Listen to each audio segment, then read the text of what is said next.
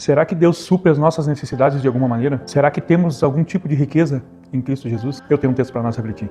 E ele se encontra em Filipenses capítulo 4, versículo 19. E ele vai dizer assim: esse mesmo Deus que cuida de mim, lhes suprirá todas as necessidades, por meio das riquezas gloriosas que nos foram dadas em Cristo Jesus. Agora, toda a glória seja a Deus, nosso Pai, para todo sempre. Amém.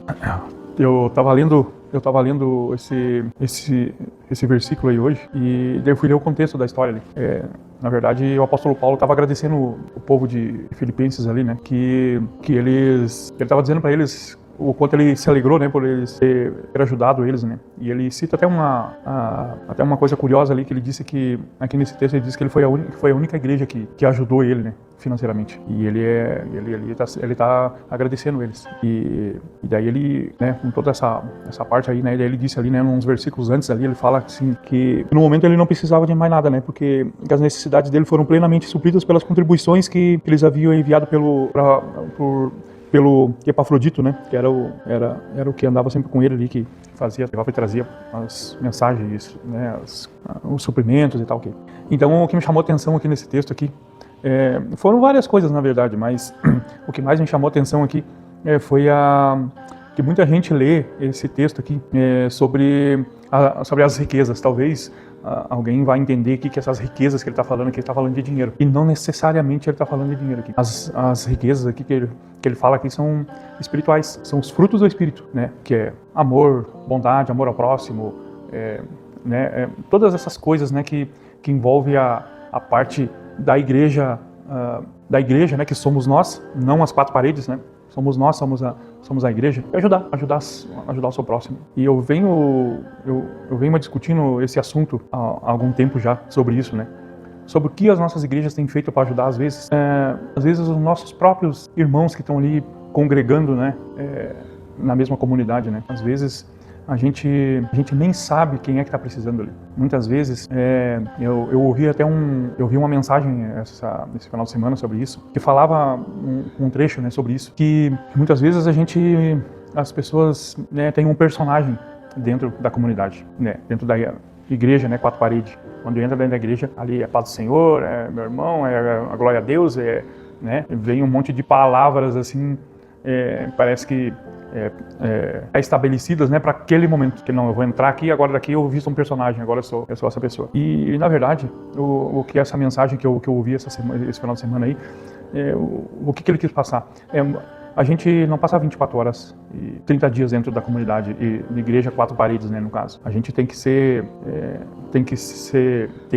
ser cristão todos os dias, em casa, como nós tratamos nossos filhos, os nossos amigos, esposas, esposos, né, as pessoas que estão à nossa volta. Como que a gente trata? Será que a gente está sabendo que está precisando de alguma coisa? Será que alguém pergunta, está precisando de alguma coisa? Então, isso são essas tipos de riquezas que ele está falando aqui, sabe? São frutos do Espírito. E muitas vezes a gente veste uma capa dentro da igreja. A gente entra da igreja e parece que vira santo. E não é por aí que funcionam as coisas, né? Então, me fez refletir sobre isso, sabe?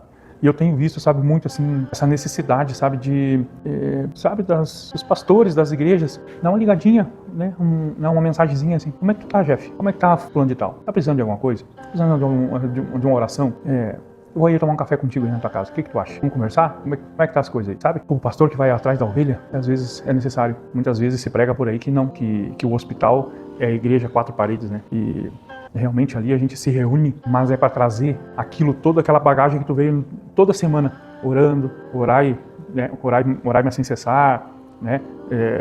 Medita na palavra de dia e de noite, os frutos do Espírito que tu pratica todos os dias. Aí tu te encontra no domingo ali na igreja para em comunidade a gente adorar a Deus, mas de uma coisa assim, de toda semana a gente veio praticando essas coisas, né? E muitas vezes a gente pratica essas coisas quando está dentro da igreja, dentro da comunidade, veste uma capa, agora eu sou outra pessoa. E sai dali já, de repente, sei lá, eu tô cogitando aqui, né? De repente, sai dali até falando coisas que não deve, chega em casa brigando, então a gente tem que tomar cuidado com essas coisas, né?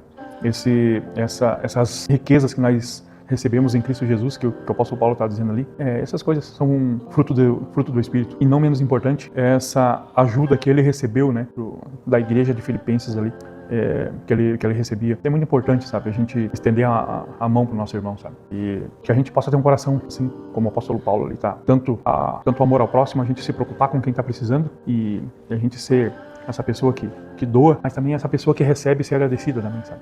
Isso é muito importante ter os dois lados da moeda também. Então, eu trazer esse texto para nós refletir, que eu achei bem importante.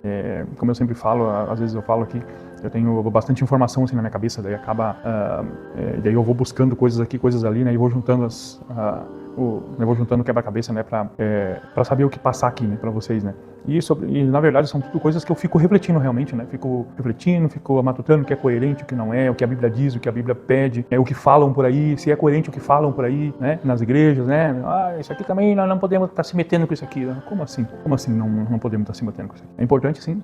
É importante a gente não escolher a quem. Até tem uma coisa curiosa aqui de uma... Não vou citar nomes aqui para não estar, né? Mas eu acompanho uma igreja aí, não é a igreja que eu vou, né? Na verdade, é muito longe, na verdade, da onde eu... Mas é uma igreja...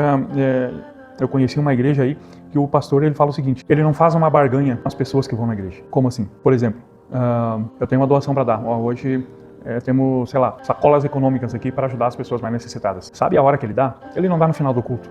Quem veio no culto e assistiu o culto, tá aqui a sacola econômica. Não, ele dá antes. E daí falaram para ele: mas e se a pessoa pegar a sacola e ir embora? A minha parte eu fiz. O que ela fez não é uma barganha. O que ela fez com Cristo é um problema dela. A minha parte eu fiz, é ajudar os mais necessitados, que é o que a Bíblia ensina. Então não faz uma barganha com a pessoa. Eu vou te ajudar, mas o negócio é o seguinte: fica sentadinho aí, vai assistir o culto, né?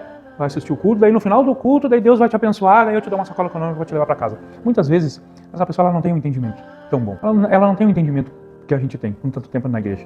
Às vezes nós mesmos, tanto tempo na igreja, não temos um entendimento tão bom. E às vezes aquela pessoa está tão necessitada, ela não consegue nem ouvir a palavra de Deus. Ela quer levar comida para casa, para os filhos, está com fome. Muitas vezes ela não vai nem ouvir aquilo ali. Então, se é correto ou não é outra história, mas a verdade é essa. Então, que possamos ter esse coração de doar sem ver o que está em troca, para fazer essa troca, né, de fé por rancho, ou de fé por uma ajuda, ou por uma roupa, um tênis, uma coisa. Então, possamos refletir nisso aí, porque a Bíblia não fala nada disso aí, não fala de barganha. Ela fala para a gente ter um coração bom, um coração com frutos do Espírito também, ter um coração que se doa pelo outro, pelo próximo, tá bom? Possamos refletir nesse texto aí. É bom que leia todo o texto ali, né, capítulo 4 pelo menos, todo ali, para ter um entendimento assim melhor, né? Mas já ali do versículo 10 em diante ali já dá para entender o que tá falando, tá bom? Deus abençoe a todos e uma ótima semana.